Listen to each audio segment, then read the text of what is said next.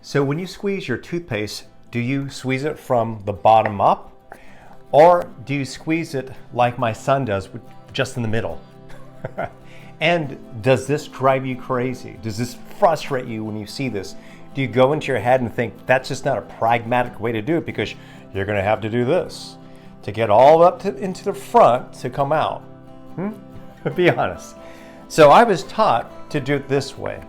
And pretty much my entire life, I was taught that there's a right way and a wrong way. And I'll share with you my son's response when I asked him, why is it that you still squeeze toothpaste like this, even though I shared to do it this way? You know what his response was? Drum roll. It just feels good. It's fun. How about that? And you know what? I think that's a great answer. And where this leads us to the share is talking about how rigid men and women can be when it comes to black or white thinking, to being very outcome driven with your expectations and how things are supposed to be, when there's so much playfulness in the middle of things that even if my son has to take his time to do this eventually to get all the toothpaste into the front, he's not considering time, he's not considering perfectionism, he's not seen as bad or good, but more he's in the flow in enjoying life.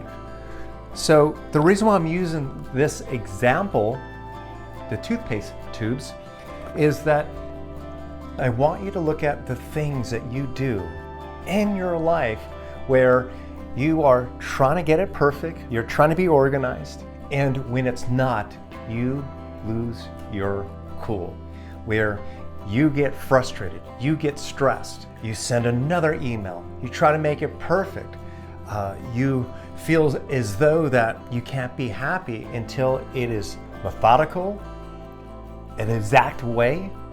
In fact, maybe you even get into arguments with your friends, coworkers, and your partner because it's not your way or the way that you're taught.